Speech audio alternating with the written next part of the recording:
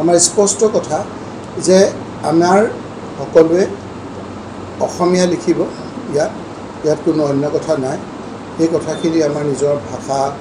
নিজৰ যিখিনি লাগতিয়াল বস্তু সেইখিনি যাতে কোনো ধৰণৰ আপোনাৰ লুকুৱাই নাৰাখে, সঁচা কথাটো লিখে। 2 তাৰিখৰ পৰা 16 তাৰিখলৈকে আগষ্টলৈকে যি ফাৰ্ষ্ট পেজ সেল্ফ ইনোমাৰেশ্যন হ'ব, এই সেল্ফ ইনোমাৰেশ্যনত কেনেকৈ সাধাৰণ ৰাইজে অংশগ্ৰহণ কৰিব লাগে, কেনেকৈ চেঞ্চাছৰ নিয়ম অনুযায়ী নিজৰ নামটো অন্তৰ্ভুক্ত কৰিব লাগে,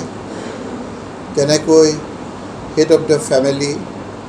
মোবাইল এটাই ইউজ কৰিব লাগে, ইয়াত যিকেইটা কাৰণ দিছে, যিকেইটা নিয়ম দিছে 1, 2, 3, 4, 5, 6, 7, 8, 9 এই 9টা সেল্ফ ইনোমাৰেশ্যনৰ কথা আমি ৰাইজক আমাৰ কংগ্ৰেছ কৰ্মীসকলক জনাওঁ আৰু এইসকলে যাতে গ্ৰাউণ্ড লেভেলৰ প্ৰতিটো মানুহক সজাগ কৰি এই গোটেই প্ৰক্ৰিয়াটোত যাতে তেওঁলোকে অংশগ্ৰহণ ভালকৈ কৰিব পৰা যায়, সেইকাৰণে আমি আজি এখন সজাগতা আৰু ট্ৰেইনিং কেম্প কৰোঁ।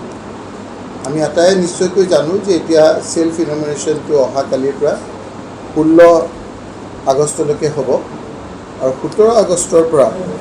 15 ছেপ্টেম্বৰলৈ হাউচ লিষ্টিং অৰ্থাৎ দ্বিতীয় ফেজৰ কাম আৰম্ভ হ'ব। ফাৰ্ষ্ট ফেজত আমি আমাৰ যিখিনি ডাটা এণ্ট্ৰি কৰাৰ পাছত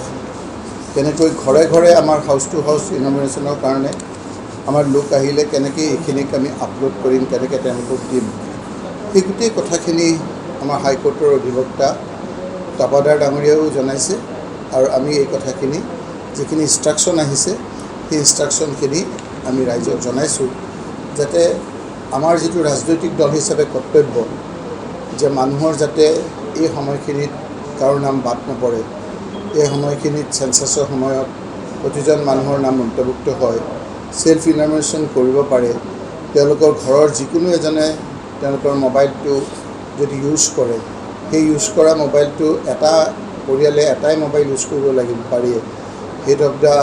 ফেমিলিৰ নাম এটাই দিব পাৰে, এজনৰে দিব পাৰে, পিছত আকৌ এইটো চেঞ্জ কৰিব নোৱাৰে। এই সূক্ষ্ম কথাবিলাক আমি তেওঁলোকক জনাওঁ আৰু তেওঁলোকক কওঁ আৰু আমাৰ বিধায়কসকল আৰু কংগ্ৰেছ দলৰ লোকসকলক যে এই ক্ষেত্ৰত আমি এইটো জিলা ভিত্তিত কৰিলোঁ। ইয়াৰ পিছত একেবাৰে গ্ৰাউণ্ডত গৈ বুথ লেভেলত গৈ প্ৰতিজন মানুহক যাতে এই ক্ষেত্ৰত সহায় কৰিব পাৰে, তাৰ কাৰণে আমি আজি এই সজাগতা সভা আমি কৰিছিলোঁ আৰু সেইকাৰণে বোধহয় আপোনালোকে খবৰ পায় আমাক লগত কথা পাতিবলৈ আহিলে, কাৰণ এই প্ৰক্ৰিয়াটোত তেওঁৰ পিছৰ পৰ্যায়ত যিটো আহিব, তেওঁৰ কি ভাষা কি ধৰ্ম সেই কথাবিলাকতো আহিব।